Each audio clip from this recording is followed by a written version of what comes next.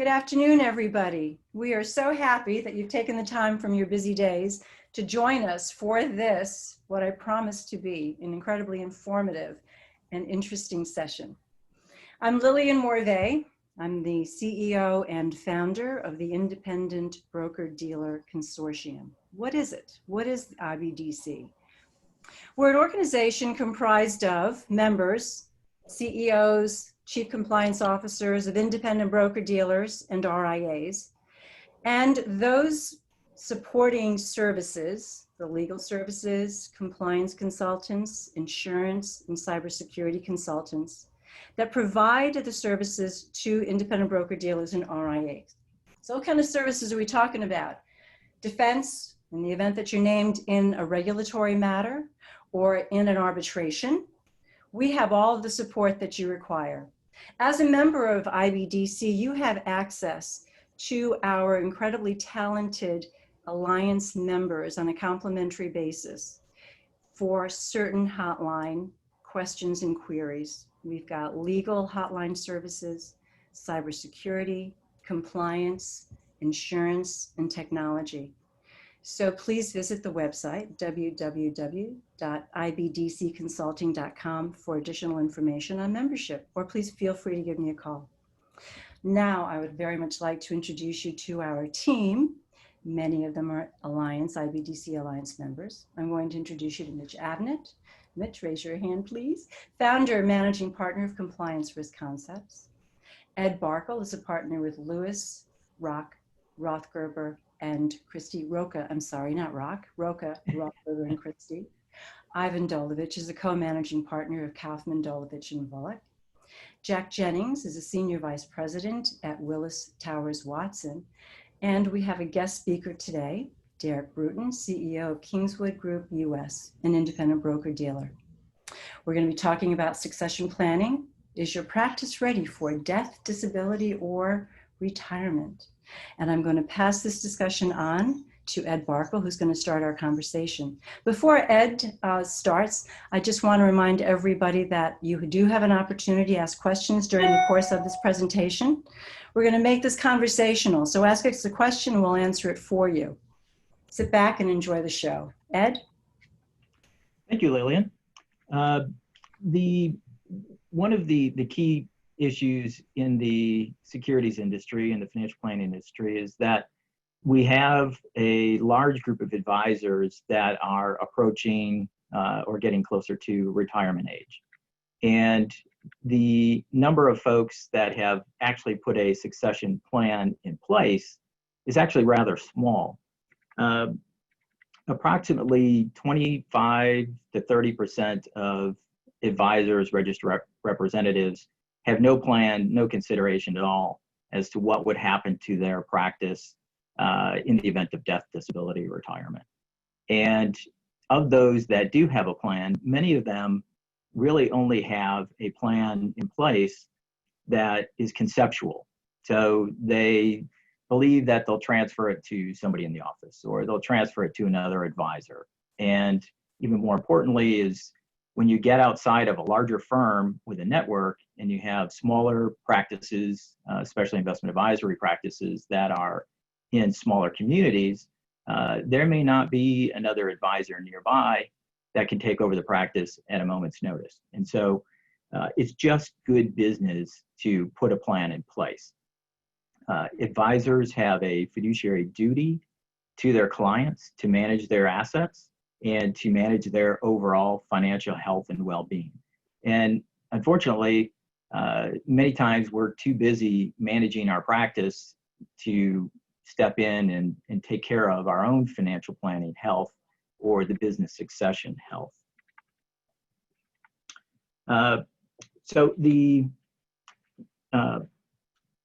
Mitch and I are going to talk a little bit back and forth about some of the issues that we face. And the first I'll start out with is the elements of succession planning. And there's an acronym called the 5 Ds. So the basic elements of a succession plan are to put together the plan itself, decide how you want to transfer the business and to whom. And the second step is maximizing your practice value. And in a minute, I'll talk about that in a little bit more detail. The next piece is the regulatory and contractual matters. Do you have the right pieces in place to satisfy whether it's the SEC or FINRA to make that practice transfer take place so that you can actually pull the maximum value out of your practice, especially in situations where it's not voluntary or it's on short notice. The next piece is practice valuation, and then the transition and financing. And those last two pieces are a seminar in and of themselves, so I'm not going to get into too much detail on that. So as I was mentioning, that Sorelli and Associates recently did a survey, and they determined that about 26% of people don't have any kind of plan in place. The average advisor they found is about 52 years old on average. And most assume they'll practice into their 60s or 70s, but as a result, they don't think that there's any immediate need or any rush to put a plan in place. But in reality, 50% of the business exits occur due to the 5 Ds: death, disability, divorce, disagreement, or distress. So many times, death is not something that someone anticipates when they're in their 50s or early 60s. Same with disability. It frequently is a freak event that happens, and suddenly the transition needs to take place. Divorce may or may not be an immediate item or a surprise. And then disagreement between business partners can cause a practice to fracture and fall apart. And then finally, as we're seeing now with the entire COVID situation, that there may be financial distress that causes the individual to need to sell or exit the practice. And again, we need to be mindful of our clients and what will happen to our clients and ensure that that takes place. I'm reminded of, I'm a Simpsons fan, and in one of the episodes, the kids are worried that Homer's going to die. And he says, kids, don't worry about that. I'm not going to die. That only happens to bad people. But in reality, it happens to good people as well. Mitch? So, it's really interesting, Ed, and morbid. No, it's all good. Where you talk about the 50% of exits are caused by the 5 Ds. How does that impact? Because it's one thing to be very proactive, and I think you based on your earlier comments, a lot of people don't think about this until it's time to think about this, or it's past the time to think about this. But how does that help or hurt an individual? Because let's just say one of these 5 Ds occur.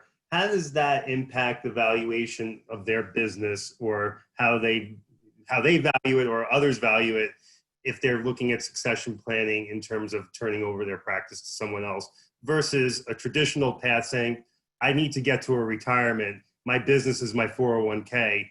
How do I get there? That's a great question. And especially in the broker-dealer arena, I'm reminded of an episode where an individual had a very basic succession plan in place. There was another guy a couple of miles down the road who they had a little side agreement that they would, exchange practices or buy the other person's practice, but they were with different broker-dealers. And I'll talk about this in a little bit more detail, but the end result was the man died in an accident very suddenly, tragically, and his business was his retirement plan. And because they hadn't properly planned for it, the valuation of the business went way down. It was a fire sale, frankly. And so the person buying the business was not in a position to really transfer the clients because there wasn't anyone there to make the transition to him. So clients peeled off rapidly and went to other places simply because they felt no loyalty to that individual. So it really creates a scenario where if one of these 5 Ds hit, the business value could go down substantially. Thanks, and that's what I would have imagined. So let's take it to the next steps. So let's just say you get to the point either through one of these 5Ds or something more positive where you're just looking for a path to retirement, absent any of these issues. What does an exit plan look like, and how should advisors think about it proactively?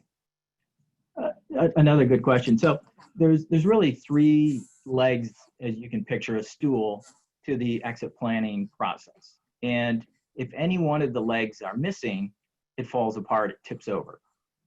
And the three legs are in planning in advance to maximize the business value, to also take a look at what your personal financial situation is, your financial planning. Are you ready to retire?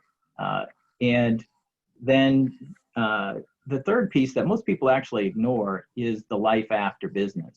You know, most of our advisors are, you know, frankly, type A people, and they drive a lot of personal satisfaction and value out of running their practice, helping people, and you know, providing a service to the community. And so when they leave the business, the plans that or advisors that are upset or dissatisfied with the sale, it usually comes down to the fact that the life after planning hasn't been taken care of. You know, it's easy to say, I'm going to golf every day of the week for the next 20 years of my retirement, but after a while, you don't have the same satisfaction from running the practice, working with people, providing that benefit. So, you know, some take a look at whether it's charitable work or volunteering or some other activity, maybe it's a second career, but those three elements need to be taken care of.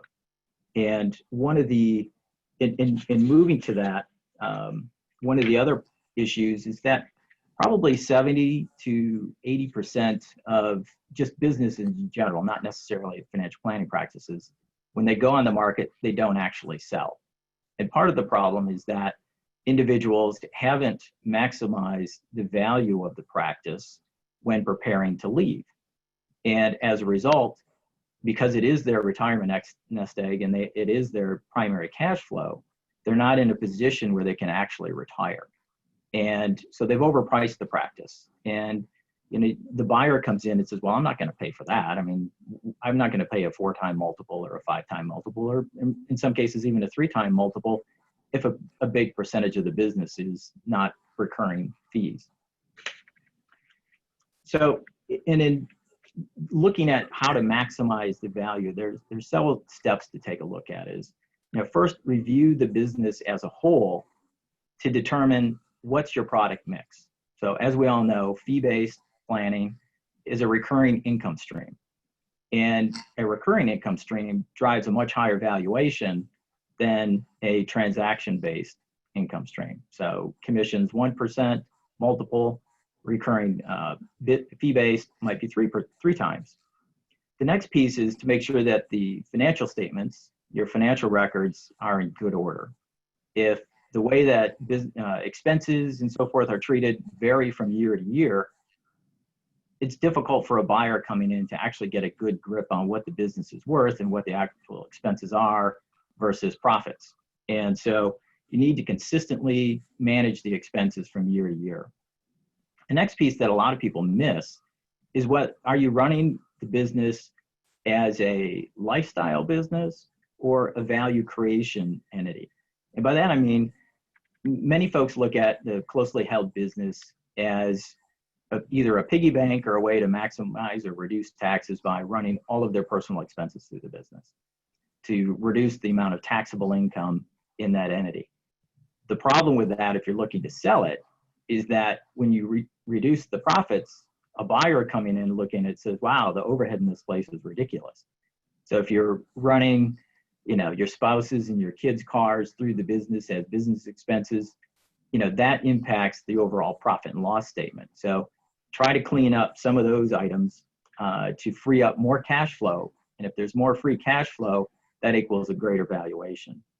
And then the next piece that I think is also important is, and this ties into the whole process, is, are you running the business as a sole proprietor, or are you running it more like a business?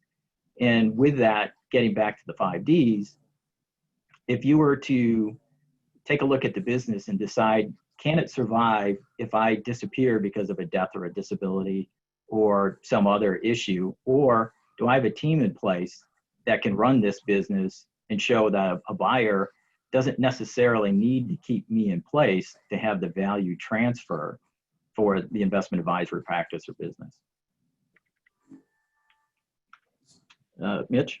Yeah, so just before we move on, because the next part of this is very interesting based on the life I've spent in compliance. But in our business at CRC, as you know, we support broker dealers, independent investment advisors, and I do get questions from firms who are saying, listen, I'm thinking that I might be ready to sell or take on a partner, whether they want to sell completely or sell a stake, and they just don't have any idea how to value their business.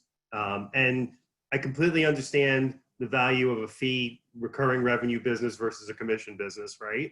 But any recommendations on any, and I'm not trying to put you on the spot here, but I think it would be helpful to people. Where do people go when they want to appropriately value what they have so that when they get to the table, have a full sense of what their business is worth? Sure.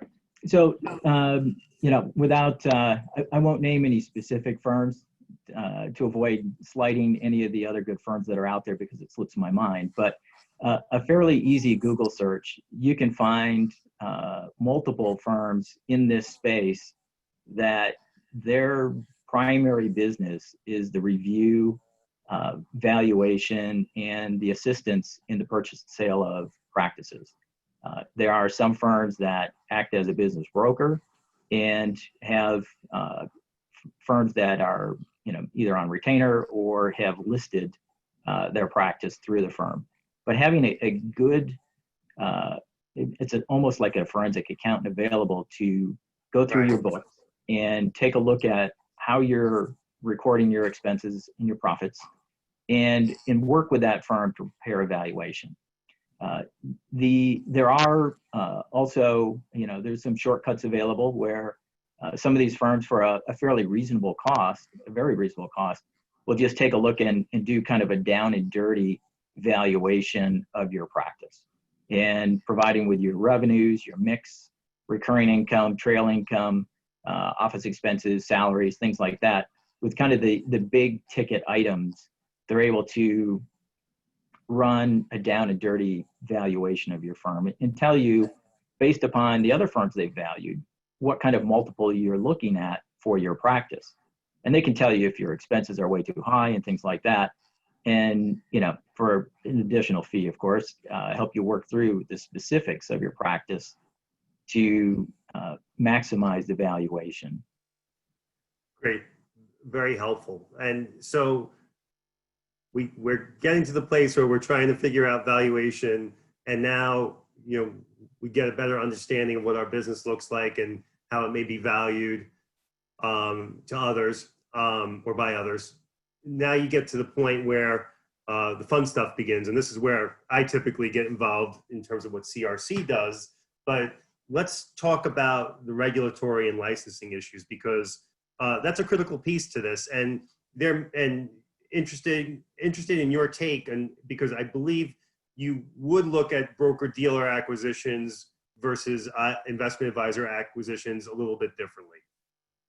That's right. If it's a standalone investment advisor, the regulations are more forgiving.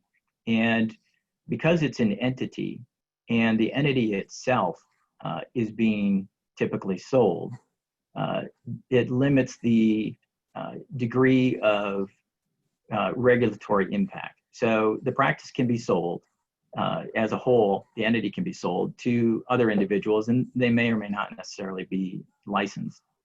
And under the 34 Act, Rule 15A, that's a registered representative. But the practice can be sold as a business unit. one of the concerns to keep in mind when selling an investment advisory practice is that you do have the ADV and the brochure and individual representative advisors disclosure statements that have to be given to clients. They need to be cognizant of who the buyer might be and who their key owners might be. I believe the number is greater than 5% ownership. If they have regulatory problems, they'll have to disclose that information on the Form ADV.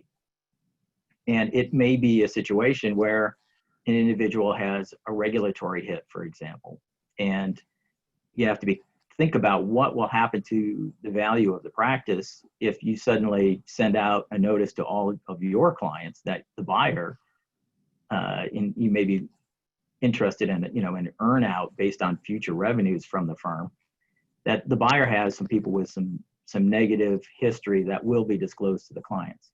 Are the clients going to stay? Are they going to leave? Those are all issues to deal with. And again, it's a little bit in the weeds, but the question then also comes up is, will it be an asset sale or a equity sale?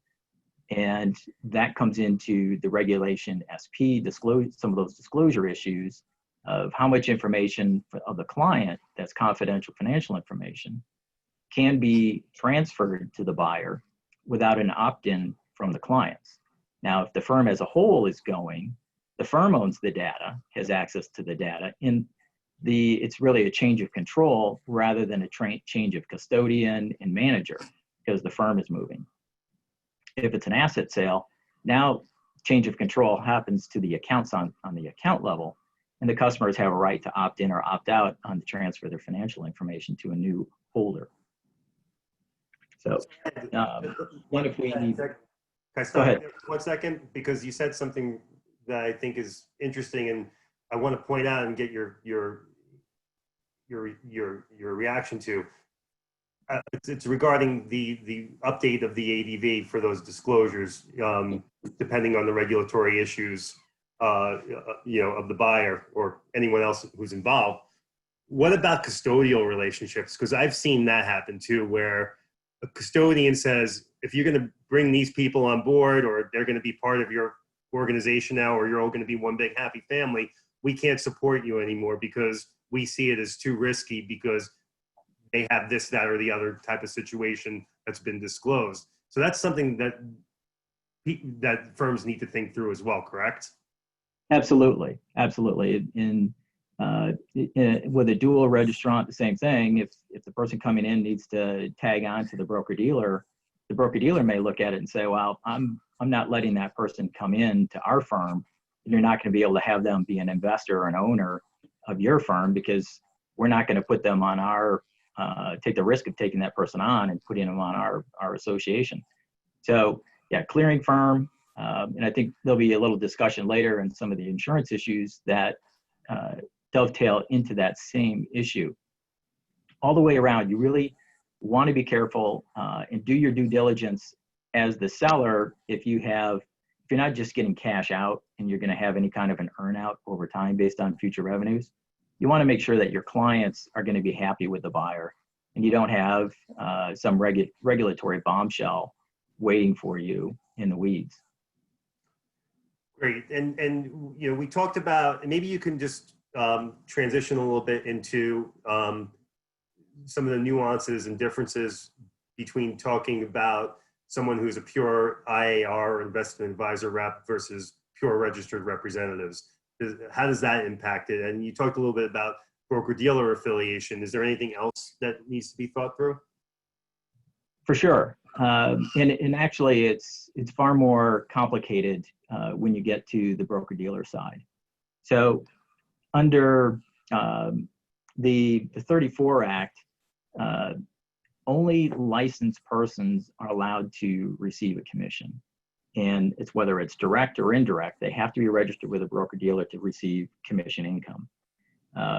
The SEC, through a no action letter, did say that there is an exception for death or disability. And FINRA, with that, has adopted Rule 2040 and 2040B an exception. So 2040 basically says the same thing as the SEC, which is any commission, fees, discounts, allowances, direct or indirect compensation can only be paid to an associated person with that firm. And then the same goes for variable insurance. You know, they have to still be with the same broker-dealer. Then the exception is, I've alluded to already, is that you have an agreement in place before the event takes place. So most firms have now put programs into place where you can have a succession plan. And the succession plan has to be acknowledged by the broker-dealer and needs to provide where the fee income is going to go. So under 2040, you can pay a spouse, a beneficiary, or a retired broker. But the rules are also specific as to what needs to be included in that agreement. And the most important thing to remember is the agreement has to be in place and approved before the event takes place. So the agreement needs to specify the payout, the term of the payout, how it's going to be applied and paid. And again, it prohibits the representative from having further contact with the accounts. So they can't go out and provide management services to those accounts if they have dropped their license. They're also prohibited from soliciting new accounts on behalf of the entity that bought or person that bought their book. And finally, the payments, the person becomes ineligible to receive those ongoing payments if they become ineligible to be a person who's registered. So if the person is facing a felony, for example, and they're trying to sell out the practice ahead of time and then get a continuing payment stream after they're convicted, that wouldn't work. Upon conviction of the felony, it would be illegal to pay the commissions out, and that would stop. The one last piece that I'll touch on, and again, it's a little bit in the weeds, but I've had advisors ask me, well, I've got a personal service corporation. I run my business under a DBA, and I use that entity for transfer of commissions to pay for office expenses, salaries, equipment, things like that. And while that is permissible, you cannot transfer the ownership of that entity to a person who's not licensed or not associated with the broker-dealer to try to sidestep these rules. So it works for the ongoing business with the broker-dealer and the documented transfer of commissions to pay for those reasonable ongoing business expenses, but it can't be as a way to sidestep the impact of the rule and the need for the continuing commission agreement to be in place. Mitch? Yeah, so just in terms of the sale, and I see this more when it's involving acquisitions of teams or acqui-hires or however you want to call that, but one of the things I think people need to think about, maybe I'd love to hear you comment on this, is if you're looking at a material transaction and which is going to basically whoever the buyer is going to acquire 25% or more of the practice, and it materially impacts revenues. This is not something that can get done overnight.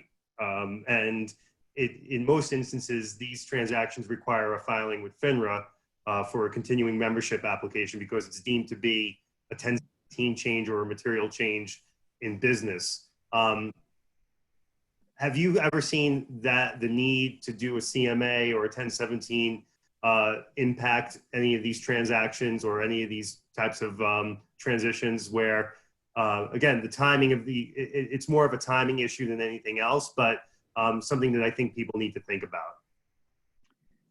So with an individual broker's practice, typically not, because they don't typically own the firm, but there are situations where there are smaller broker dealers that would need to do that. And then going back to the investment advisor, again, there would be notice requirements for the change of control that would need to be filed with the SEC with an updated ADV. So, but those are, especially with a transfer of a firm, good things to keep in mind, because that would require approval and slow the whole process down. The other point, and the last point I want to make is, and I've seen this happen, is you acquire a rep, or you bring on a rep or a team of reps, and it's a great opportunity, but the firm doesn't recognize or realize they might not be fully approved for the asset classes that those reps transact in. And I've seen that happen. And Yeah. and so they don't have the requisite FINRA approval. So it's nice to say to somebody you can be off to the races tomorrow, but then you figure out, wow, I didn't realize we didn't have the approval to do variable annuities here. And so something that I just think as a last comment that everyone needs to think about is making sure you're looking at the advisor or rep's book of business and making sure that not only from a regulatory approval standpoint that you're set, but from an operational standpoint that you have the infrastructure and the ability to support it.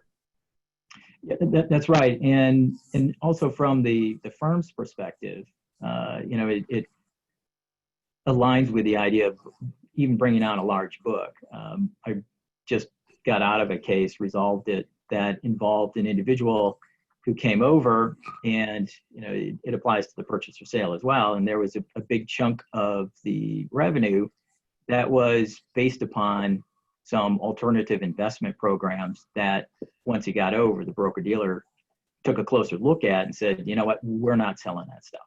And so suddenly, the guy couldn't make the targets. Same thing. If you're selling your book, you want to make sure that the person who's buying it is going to be able to continue on with the business that you have, because if it's on an earn-out basis, you're not going to get paid the value you think you're entitled to. That's right. They're not going to sell or can't sell the products that fill up your client's book. Or better yet, the clearing firm won't allow you to carry it there. Yeah. Seen that too. That very helpful. Thank you so much, Ed. Sure. Lillian, are we ready to pass the torch to Jack and Ivan?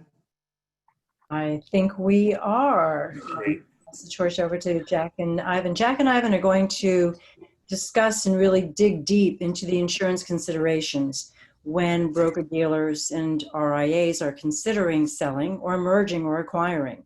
So Jack, if you'd like to begin the conversation, please. Sure, and thank you. I will be beginning the discussion of the role that insurance plays in succession planning. And I am going to use the screen to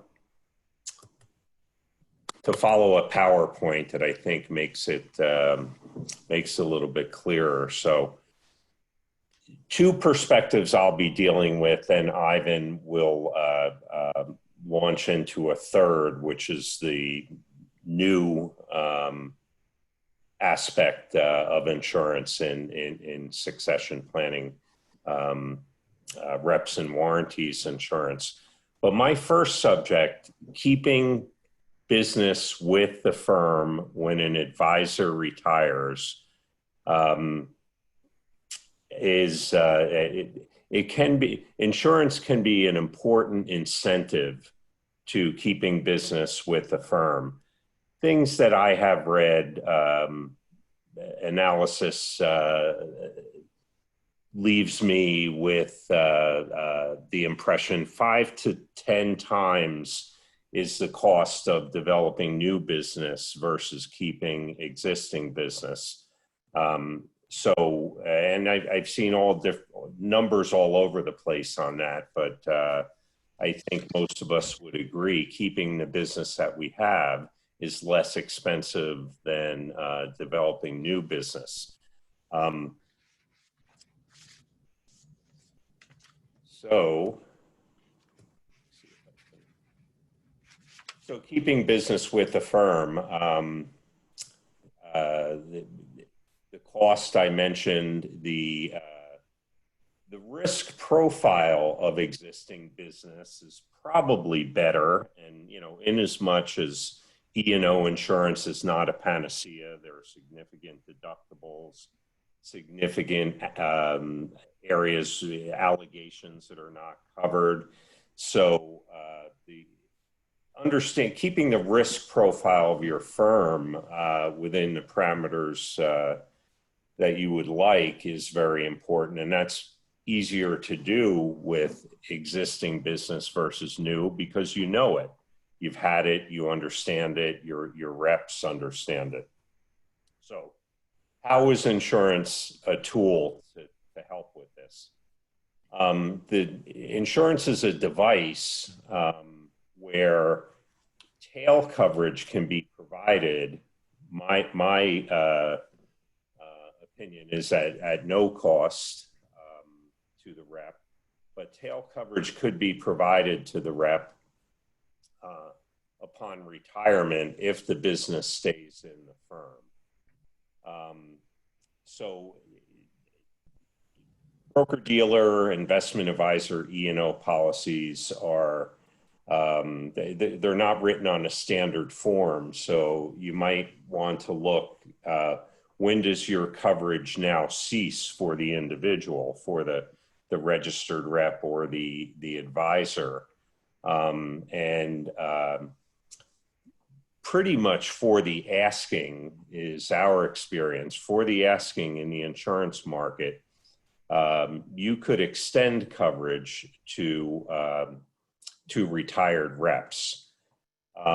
So you cover prior acts for retirement transfers where the business has stayed in the firm, no charge, although I do know some firms already do this, and they do charge the retiring rep some reduced amount for this. But as I'm going to get into the economics of this, you could either make it free or reduce that charge, without affecting your program. And I think that the messaging is very important because the message is, insurance is not everything, but it's part of the message saying this is the place to be. You keep your business here. We take care of you. And of course, we hope that your clients stay with the firm.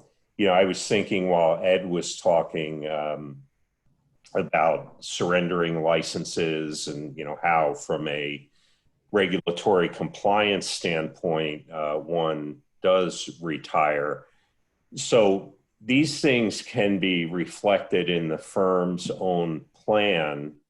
And that the insurance policy can reference that plan.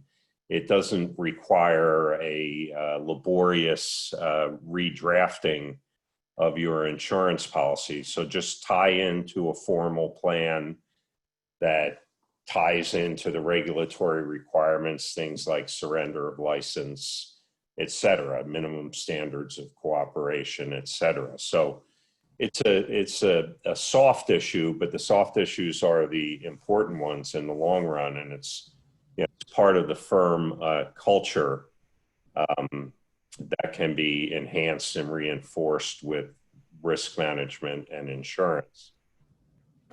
So the economics of this is that this providing tail coverage or prior acts coverage to a retiring rep adds virtually no cost to your E&O program. Why is this?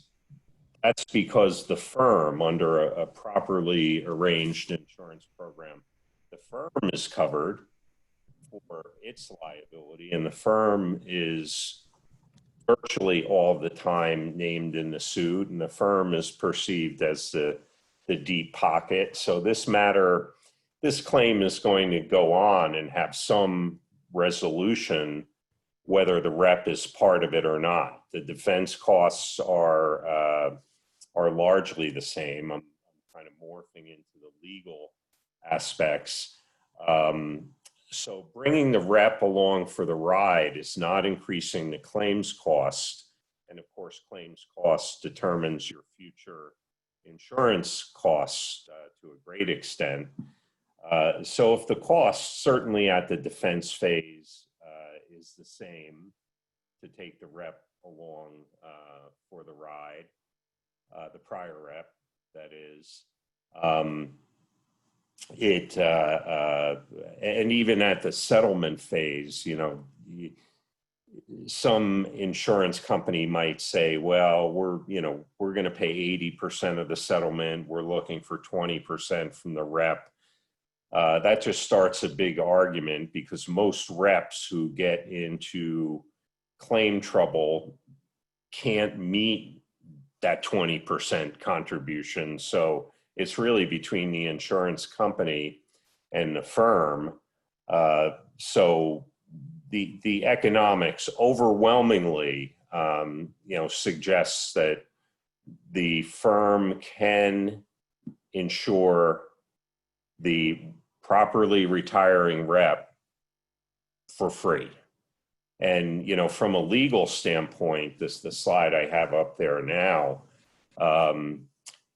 it keeps the retired rep on the farm. That alignment in the claim settlement, you know, when you are paying for the defense of the rep, is very, very important. And, you know, everyone might be angry with everyone else, and why did you do this at the beginning? But as time marches on, everybody gets practical, and having that rep with you to eliminate, you know, some of the nonsense back and forth is, in my experience, is a good thing. So that's the first perspective that I present, that your existing broker-dealer E&O insurance program may be used as a tool to incent people to keep business at the firm by providing prior acts coverage to the properly retiring individual who conforms with whatever your firm's plan is. There's just one thing I'll add to this part of the discussion. As your firm gets larger, maybe you're owned by a private equity firm or an insurance company, or if you're part of one of the large roll-ups that are out there, you can get people that work with the insurance program. You tend to be more of a self-insurer when you get larger, and some of the people who are responsible for the self-insurance program jealously guard the claims experience, and they get almost punitive in attitude towards a retiring rep, you know, the attitude being, too bad, they're out, they're not on our policy. You know, I encourage you to maintain the position that, you know, the insurance program is a slave to the business, not vice versa. And so given that there's virtually no economic cost to doing this, you know, stand your ground and keep business in the firm that is a lot less expensive than going out to developing new business. So Jack, I just wanted to interject a thought here with respect to coverage for retirees. It's not a big deal for most underwriters to include that in an E&O policy, but one thing that you have to be very, very mindful of is that at what point does that insurance terminate? So the broker-dealer has now negotiated coverage for retirees within its E&O policy, but now the broker-dealer goes to a new carrier for their E&O insurance. So it's very important to make sure that coverage for those retirees also transfers. And that's something that could easily slip through the cracks because it's a claims made and reported policy. So if there's no coverage for that registered rep in that new policy with a new carrier, there certainly isn't going to be any coverage for the carrier that had provided coverage in the past. So just to be very mindful, it's an ongoing basis. You got to be very, very cautious about continuing to negotiate that aspect of insurance. Well, thank you, Lillian. And that is a good point. When you do incent retirees to keep their business with the firm by giving them free or low-cost prior acts, you have at least an ethical obligation to continue to renew your insurance on terms that reflects that you are doing that. And, you know, in that regard, I mean, there's probably 4 or 5 brokers that have serious capabilities in broker dealer and investment advisor E&O across the country. And if you know, there's so many nuances in broker dealer E&O, you really want to be working with a broker that's expert in it. And, you know, Lillian's excellent point, you know, you guys will go back to your firms and do the 200 things that you do every week, and you'll forget the specifics. So you really need to, or I recommend that you work with an insurance brokerage firm that is aware of these issues. The second perspective is that I'm going to cover in terms of insurance and succession planning. We're gonna shift from the perspective of keeping business for within the firm for individuals that retire. But what about tail policies when you sell your firm, when you sell your business? Ours in a broker dealer E&O, and in the case of investment advisor coverage, D&O is usually part of that policy. It's typical that a condition of the sale is that the seller will arrange a 6-year tail policy covering these latent claims that are unknown even after all the due diligence. And the 6-year term, I'm not 100% sure of the genesis of that. I think it mostly relates to the statute of limitations for securities claims. But most of the matters come out pretty early on. I mean, it's front end loaded. If you have a 6-year tail, any latent matter that springs forth is going to come out in the first 18, maybe 24 months.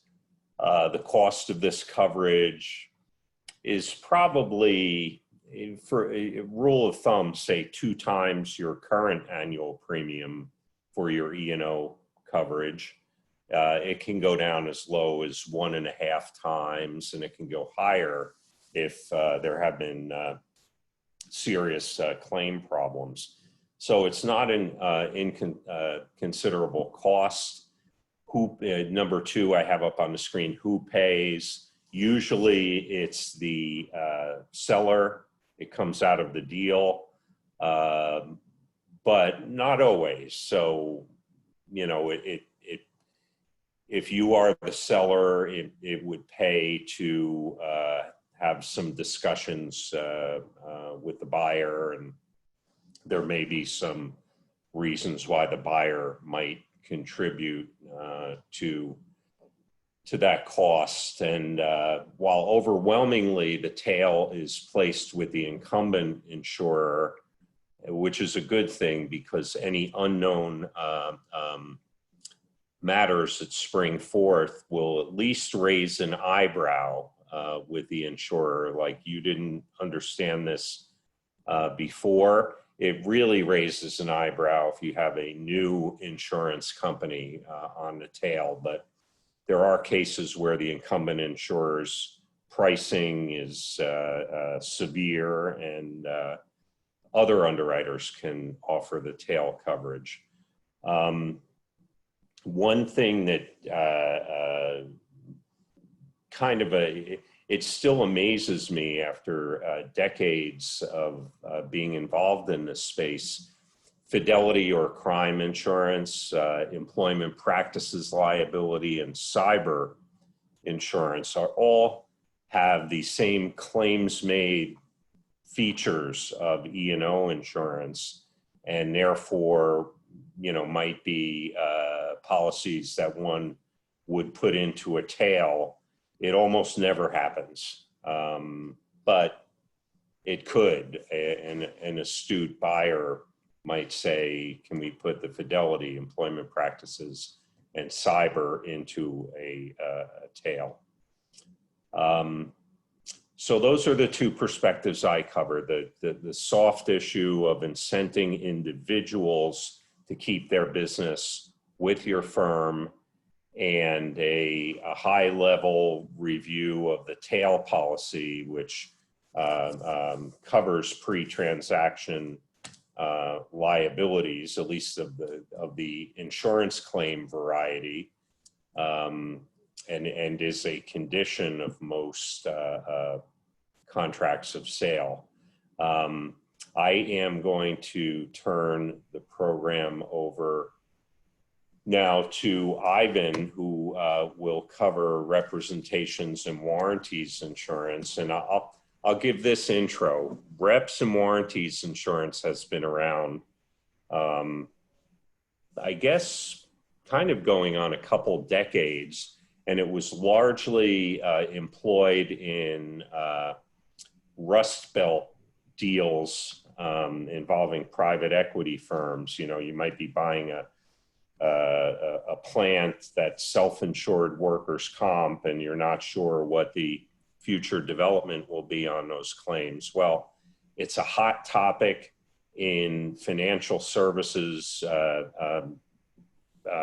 acquisitions right now, and I encourage you to hear Ivan out on this this very important coverage that helps get deals done. Okay, Ivan. Thank you, Jack, and Lillian, thank you for the invite to this panel discussion. I am just going to set up the slide presentation. So it's really interesting listening to Mitch and Ed talk about some of the concerns with succession planning, because the more I listen to them, the more I think that reps and warranties coverage can play an important role in these transactions. Jack discussed a little bit of the background of reps and warranties. The product really evolved out of tax liability policies sold in London in the 1980s, and the product became readily available in the US, has become readily available since the 1990s. But really over the last 7 to 10 years, we've seen exponential growth in the US deal market, and the reps and warranties insurance market has really followed. As all of you are aware, immediately prior to the COVID pandemic, the US and global economies were in the midst of a 10-year bull run. We've had extremely favorable, seller favorable conditions, increased valuations. We've seen revenue-based deals, not just EBITDA-based deals, and more of the deals involve reps and warranties insurance playing a more critical role. Obviously, sellers were able to dictate seller-friendly terms. So with the strong M&A markets and growing market acceptance, we've seen a big expansion of insurers in the reps and warranties space, along with an expedited underwriting process. And I do think that having electronic data rooms has really streamlined the due diligence process and helped streamline the diligence process for for insurers. The purpose of reps and warranties insurance is really to protect the insured party, the buyer, against unintentional and unknown breaches of a seller's or target's reps or warranties in a transaction. It's to provide coverage against financial losses due to breaches of representations and warranties. And essentially, it's a risk shift from the seller to the insurer to replace the indemnification from the seller and move this to the insurer. There's a whole host of reps and warranties that are covered under a typical transaction. You could see them on this slide. There's a broad range of reps that are typically covered. In the context of the investment management and securities industry, I think certain reps are more critical than others. You know, Ed talked a lot about the pitfalls and issues about, key personnel, communications with regulators. Obviously, in this space, representations about the seller's books and records are critical. Mitch talked about some of the FINRA issues with regard to certain asset classes, and representations and warranties about the seller's clients and assets under management are particularly critical in the investment management space, as are representations about third-party service providers. And then you heard Ed and I think Mitch both talk about regulatory concerns, and regulatory reps and warranties often have a longer survival period than others, because as Ed mentioned, there are often these regulatory bombshells that could come to light. And the coverage can provide valuable a backdrop or insurance, pun intended, for to deal with those issues. Some of the basics for those of you that aren't familiar with the product. As mentioned, the coverage is pretty broad. It covers a whole host of reps and warranties relating to the target company and selling shareholders, including with respect to tax matters. There's a lot of capacity in the marketplace. Limits are available on huge towers up to $1 billion in the current market. You could see the pricing, sort of a range of pricing, 2.25% to 4% of limits. There's a lot of competition in this space. You have MGAs that write this insurance, as well as some of the traditional markets. And the policy period, Jack talked about the tail coverage in the context of E&O insurance. Typically, R&W insurance runs for 3 years for general reps and 6 years for fundamental reps. And some of the regulatory reps I mentioned could run longer. The policies do contain retentions. They're typically 1% of the transaction value. And there's still a diligence fee for the underwriting that the insurers charge. It's generally pretty affordable, between $25,000 to $40,000. Some of the key terms, obviously, the reps and warranties insurance covers breaches, and the definition of breach follows the definition of breach in the acquisition agreement. One of the benefits of the coverage is that the definition of loss is fairly broad. It typically encompasses or incorporates the definition from the acquisition agreement. Punitive damages and fines and penalties are typically excluded unless they're insurable under applicable law, so they could be covered. And then we could do a whole separate panel discussion on consequential and multiplied damages. That issue's evolved over time, and the policy will typically mirror what's in the acquisition agreement. Also defined as knowledge. The policy does not cover breaches which the deal team had knowledge about. It's a very strict definition of knowledge. It's generally limited to actual conscious awareness with no duty to inquire. Over the years, the policy, the underlying acquisition agreements have been broadened to include materiality scrapes. This has become pretty standard in today's marketplace, and the reps and warranties insurance policies have followed the materiality scrape in the underlying acquisition agreement. This is a pro-buyer provision that's commonly included and provides that when determining whether a representation or warranty has been breached, any materiality will be disregarded or scraped for indemnification purposes. This gives additional and broad protection to the buyer. And then Jack talked a lot about other insurance, and oftentimes with this coverage, you do get involved with other insurance issues as to, which policy applies. Is it the E&O policy with the tail? Is it the D&O coverage, employment coverage? We see a lot of wage and hour claims with this product, a lot of customer claims, but inevitably it does come down to other insurance language, and often the language in the reps and warranties insurance provides that the policy will be excess over any valid or collectible insurance. There aren't too many exclusions in the policy, which benefits the policyholder. The policy does exclude known issues. As I mentioned, if there's actual knowledge of breach by the transaction team, and fines and penalties are uninsurable as well. The good thing about this product is that claims do get paid. The claims process can at sometimes be cumbersome. You often need coverage counsel and experts to help adjust the claims. In addition, unlike certain areas, for example, in the directors and officers liability context, like securities class actions, there is not a lot of data and metrics in the reps and warranties industry. I do think the data and metrics is getting better.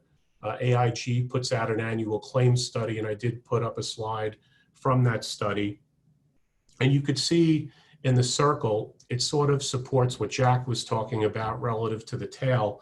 Most of the claims are reported within the first 18 months of cover, oftentimes within the first 12 months. Sometimes the claims get reported as a circumstance and the buyer can resolve its issues with the seller.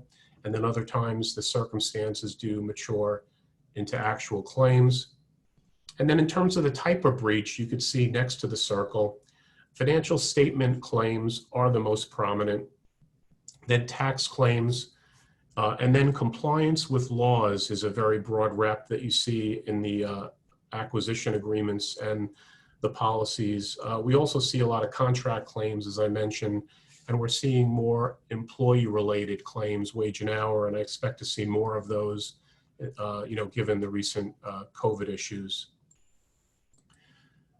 In terms of the investment advisory wealth management space, we're seeing more traction and acceptability with certain markets.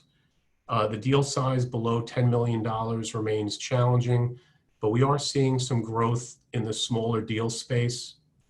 Obviously, in this area, there's a heightened focus on data privacy, security, and some of the regulatory issues that Ed and others already talked about. Relative to, what is the nature of the practice? What are the disclosure statements looked at? Are there existing regulatory problems that need to be dealt with? And I think Jack talked already about the importance of the other insurance issues relative to tail coverage, and those tail policies should first respond to any issues that arise in the transition period.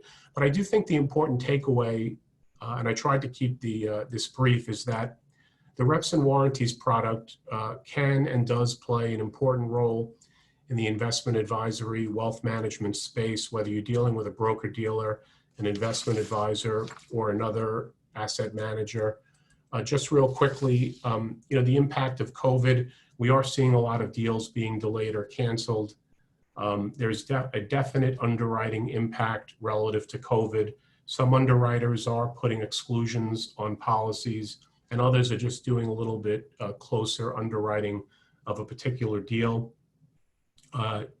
Obviously in this environment, a significant issue presents itself as to whether the COVID pandemic constitutes a material adverse change under existing M&A agreements, and can a buyer, back out of a deal or seller. And, there is a high bar to establishing material adverse change under both Delaware and New York law.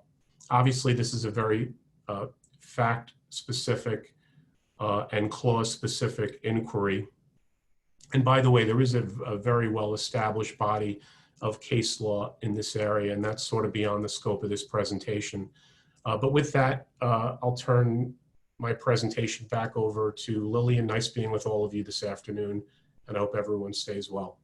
Well, thank you for that, Jack and Ivan. You know, Ivan, getting back to the material change. So if there is a significant decline in the market related to the COVID virus, it's unclear whether or not that would be considered a material altering change, correct? Is that what you were saying?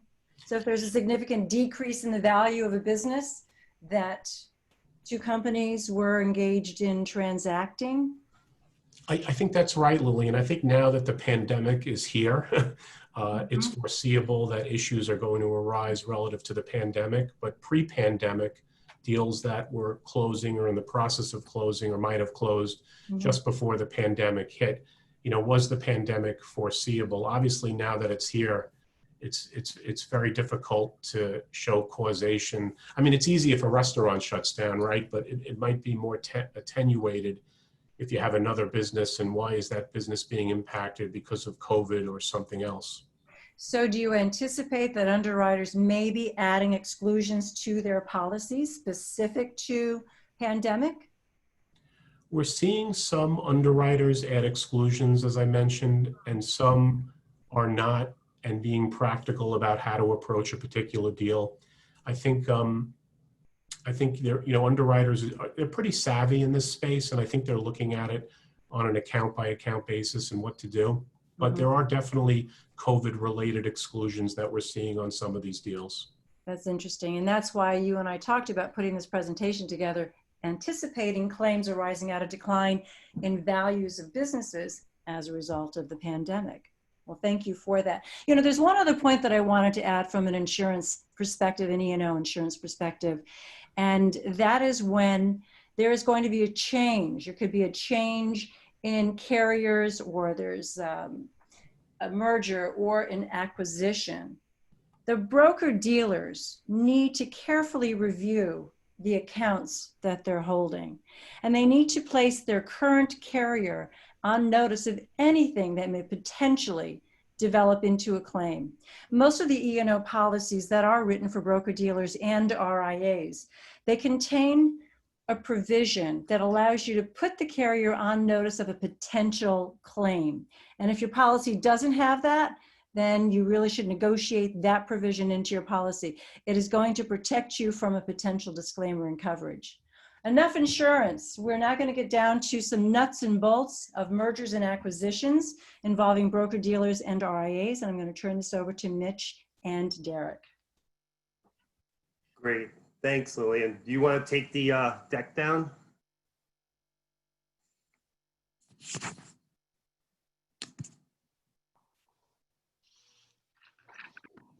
Right.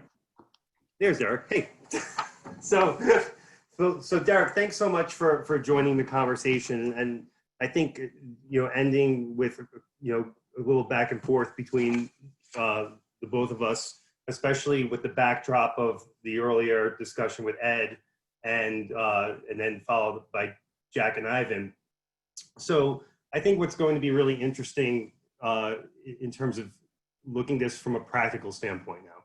So, you know, given the fact and your background and what you've done in the industry, and I know for a fact that you do look at doing either single rep acquisitions or acquisition of teams. How do you generally approach this space in terms of looking for folks who are thinking about succession planning? Well, I mean, one of the things we look at, Mitch, and everyone knows this in the industry, is the demographics of our business today. And I don't know what the most recent stat is, but the average age of a RIA or financial services owner is around 58, 59. So that's the average, right? So there's a number of folks out there in their 60s, 70s, even 80s that own firms today. And and if they owned them during 2008 and 09 and made it through that, now they're dealing with a different crisis 10, 12 years later. And so a lot of folks are just tired, and they don't want to deal with that anymore. And so they're looking at their options out there and evaluating whether it's a good time to sell or not. The problem I guess is a good thing they face is the cash flow is so great for them. The lifestyle is good. But when you have a combination of the pressures through the pandemic, in the market, and what's going to happen, together with regulatory pressures that many of them feel, a lot of them have decided this is the right time to cash out, and valuations are good as well. So we're coming across a lot of those conversations. There are more of that, actually, conversations, not as much face-to-face meetings, obviously. And so that's slowing down, not the interest, but the execution on the interest. But I expect that to pick up dramatically in the next several months. And would it be fair to say that, and I know you're always talking to people, given the nature of what you do and given the nature of what Chalice is doing, but would you say that since the pandemic situation arrived here, have you noticed an upswing in those conversations?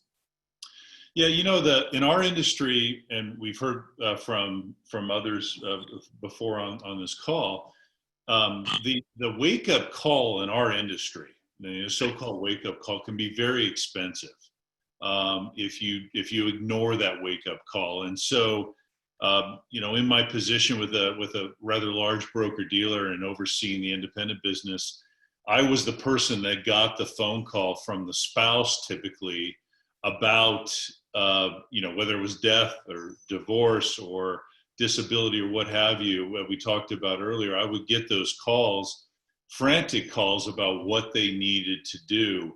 And, and as a buyer of businesses, it's almost like when you're buying a home that is owned by a couple that's going through a divorce. As a buyer, you can't help but think that there's a potential opportunity, a value opportunity there, and want to take advantage of that.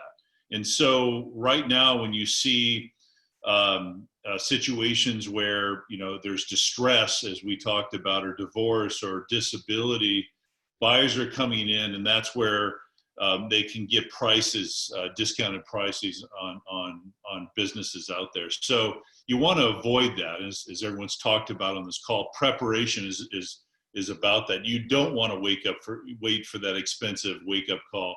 And so I'm urging our clients to make sure that they've taken care of that, they thought about it. Not death or divorce, it's more disability. It's more of something that happens where it makes it, as the primary business owner, very difficult for you to conduct your business and keep that cash flow going.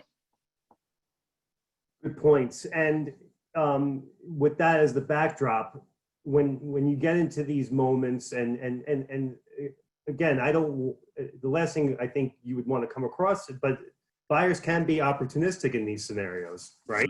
And so, but these people need to try to avoid a fire sale at the end of the day. But at the same time, when you're dealing with situations or unforeseen circumstances like a pandemic or other systemic risks that aren't accounted for, in your opinion, and I don't want to use my words, but I'm asking you, in your opinion, do you think that definitely impacts valuation? Yeah, without question. I read a stat a while ago that in Hawaii, there's more estate planners per capita than any other state in the United States. But there's also more families without living trusts and estate plans than any other state in the United States. And so the demand and supply is definitely there. But why is that the case? It's because primarily the culture and the ethnic backgrounds in Hawaii are Asian, and Asians don't like to talk about death. I know that very well because I'm married to an Asian woman. So, and she doesn't like to talk about death. But we're seeing in our business too, it's not death as much as it is just, it's a very good business to be in. I mentioned the cash flow and the lifestyle and the clients that you're working with. And if you're managing money on a fee base, it really allows you to do things at very high margins. And so it's a good business to be in. It's only when something goes sideways, a pandemic, a disability, a divorce, things like that, where you're forced to do things and maybe do things irrationally. I mean, I've seen a lot of advisors, mainly due to divorce, where they've had to go from being independent to going back to a wirehouse model, not because they wanted to go back to a W-2 wirehouse model, but because they wanted that upfront check. And they immediately regret it when they get there. But you don't want to be in that situation. So it definitely comes down to preparation and making sure you put yourself in a position where somebody can't take advantage of that distress that's going to cause a lower valuation. And thank you. And when you're in these conversations, and what I would find interesting to know is when you're talking to advisors or reps about how they value their business, and clearly I would think they're coming to the table with some views on what they think it's worth, and how often is that number way off versus having some basis in reality, and how do you manage that? You know, I wouldn't say way off, but it's always on the higher side. And as a buyer, I expect that. I'm not taken aback when somebody is talking about their lifelong business, their passion, something they've put their heart and soul in. There's going to be that goodwill factor that comes into play. I'm not taken aback by that anymore. I expect that, but you do have that conversation about the reality of what valuations are right now. And in the RIA business, thankfully, there's plenty of comps out there to point to as to what, you know, you may think your business is here, but the rest of the market is here. So tell us why there should be a delta between the two. That's a good conversation to have. Most people nowadays approach that reasonably. But at the end of the day, you're still going to feel more passionate about what you've worked on for 30 years than that person who just is learning about your business. And so as a buyer, we try to find strike that balance between what that business is today and what that business will be tomorrow, especially if that business is tomorrow without the person who's been there 30 years. And that's really what you play into. You're paying for business on past performance, but you're factoring in what this business could do going forward. And without that key principle, perhaps. So there's a lot that goes into it. But if people approach it in a reasonable manner, with emotions checked at the door, I think these are, you know, really healthy conversations right now.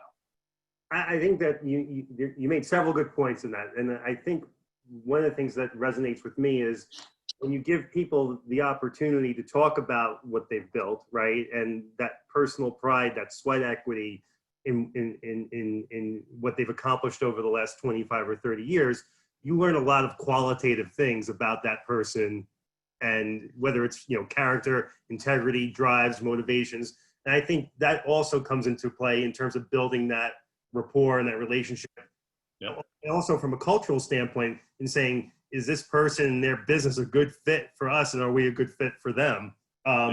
But you also made an excellent point, and in a lot of instances, you're talking to someone who is predominantly responsible for that business and that revenue, and so how do you address that from a transition strategy in making sure that business transitions as seamless or as possible?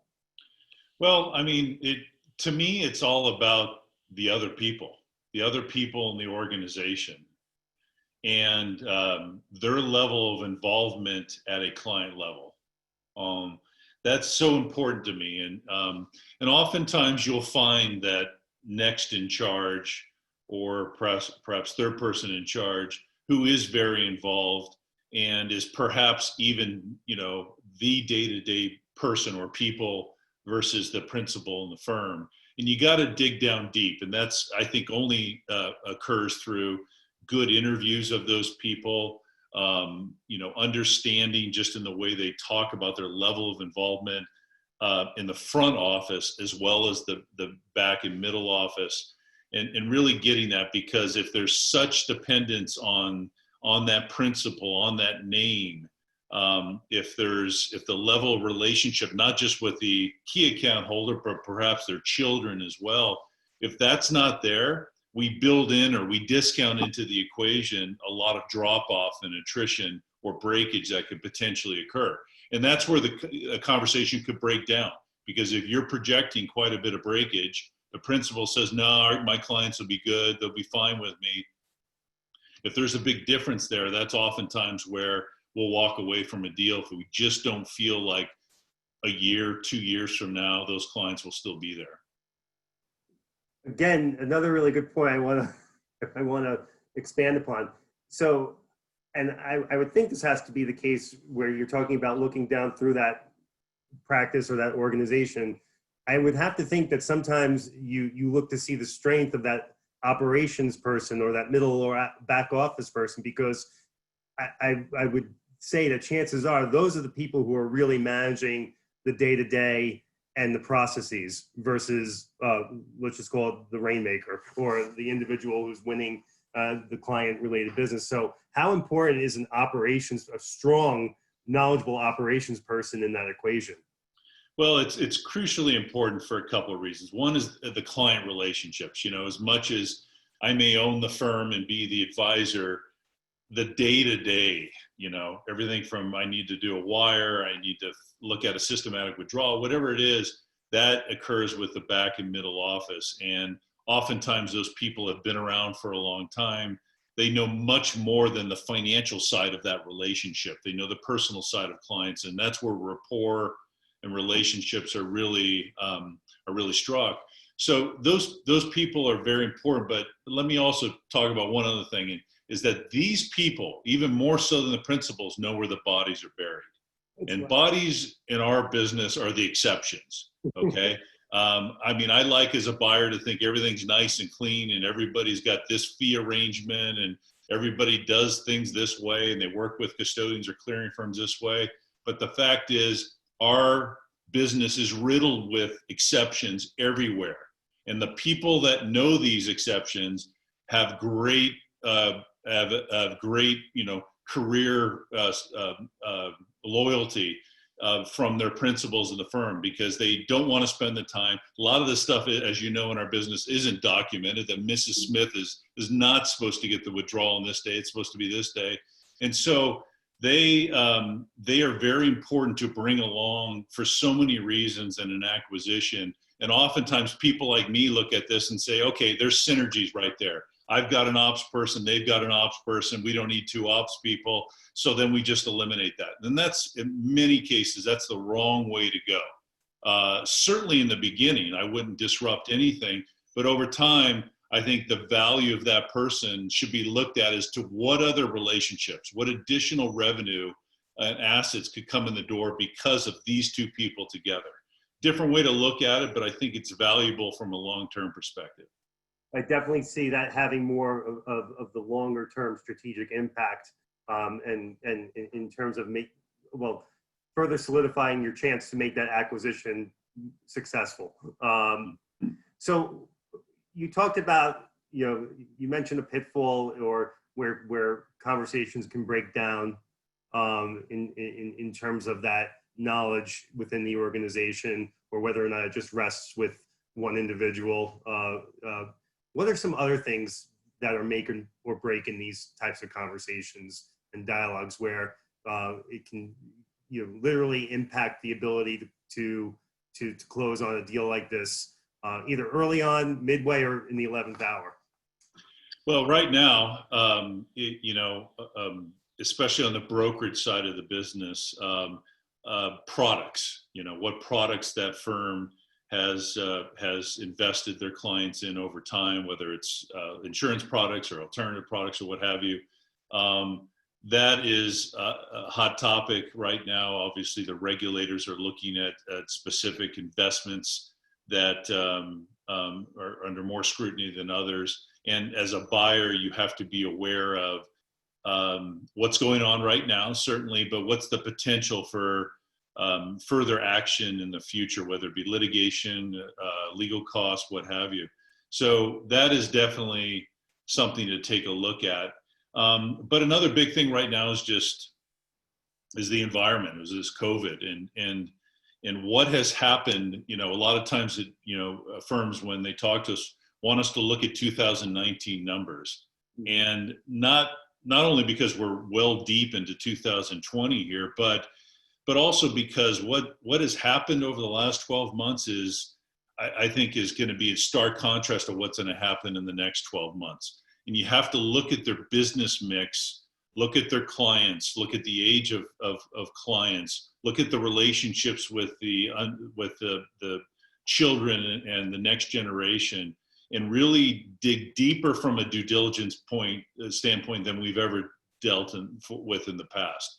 And that's so crucial, that you're buying a business that is sustainable beyond COVID, certainly, but also into some of the new realities of our business. I mean, I truly believe if you have a client base that is comprised of maybe baby boomers who are used to seeing you in the office and communicating with you face to face versus calls like this and other mechanisms other than the next generation. If your client is built on those baby boomers, it may be very valuable today. It may be very profitable, but what will it look like in 12 months? And so I think the onus goes on that due diligence team and the buyers to really understand not what occurred in the past, but what will happen in the future.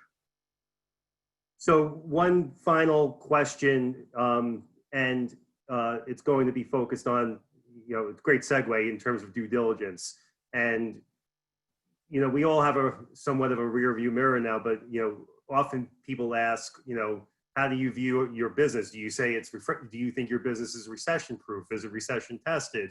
And a lot of younger reps and advisors, they haven't been there. Okay. And so in terms of your due diligence, especially in the environment we're in now, and again, pandemic being a material part of it at this very moment, but how much emphasis are you putting on enhanced due diligence and taking greater lengths to ensure you really know what you're getting, and maybe talk a minute or two about how you approach the due diligence process and any red flags that emerge?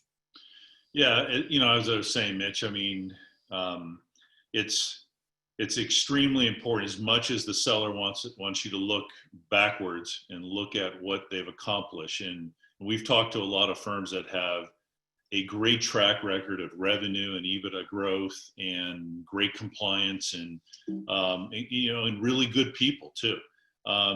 You need to think about this at any time, as the cultural fit. I can't underscore that enough, of how important it is, regardless of what the numbers look like, how well you and your organization are going to fit with the acquired organization. And that is honestly through due diligence. It's through meeting somebody not once, twice, but a third time in different environments, talking about different things, and really seeing what those people are and how well they're going to mesh. Because a bad actor, and I don't mean this in an unethical way, just in an uncooperative way, can destroy any great financial KPI that's out there. And so that comes through due diligence. So to answer your question there, that's going to be a big part of it as well. But really kind of stress testing the business and the makeup of that business, looking at fee-based versus commission and the allocations to that. What's invested within each of those groups? Who's doing it? How dependent are they on insourcing versus outsourcing, from everything from investment management to technology to all of those things? Because I don't feel like in this business we account for the person who outside of the principals, who decides to stay on board but then just leaves in 6 months. How much key man dependency is on that? is on that person if she or he leaves afterwards. So you got to dig into these things, and that's why I think due diligence periods are getting a little longer. They're getting more extensive. It's bothersome to a lot of sellers that they're asked questions about things that seemingly they never thought of, doesn't appear to matter. They don't understand why it matters to you. But diving deep into these things, and as somebody mentioned earlier, finding the right organization out there that can help you with this, whether it's your custodian or your clearing firm, and there's a number of others out there that can ask these questions that can get you to the right valuation at this point and get you to understand if it's a right fit. Well, thank you so much. I thought your responses and the way that you took that conversation were excellent, and I really appreciate your help in joining the call today, Derek. And Lillian, I'm going to turn it back over to you, but I want to thank you as always. These sessions are extremely impactful and so important for everyone in our industry who participates. And it's been a pleasure working with you, Ivan, Jack, and Ed. So thank you. Well, thank you. Certainly, we couldn't have done this fabulous workshop without the talented IBDC Alliance members and our guest star, Derek Bruton. I wanted to just let everybody know that we've got a couple of other workshops that are coming up. On August 4th, practical guidance on Reg BI's impact on firms' alternative product due diligence process. And on August 20, how to conduct the virtual branch audit that satisfies FINRA regulations and gives you the necessary tools to hopefully identify selling away. We understand that in this tumultuous environment, financial environment, we anticipate seeing an increase in claims, and particularly alternative product claims. So both of those workshops are going to be incredibly important. We also have our annual IBDC conference coming up, and we will be sharing information with you about how we plan on bringing that to you. In the meantime, we're going to send out a link to the recording of today's presentation, as well as a complete PowerPoint presentation deck that includes a number of slides by Ed. Thank you again for your time today. Thank you to my wonderful speakers, and I wish you a very happy day and stay safe and resilient. Thank you. Thank you.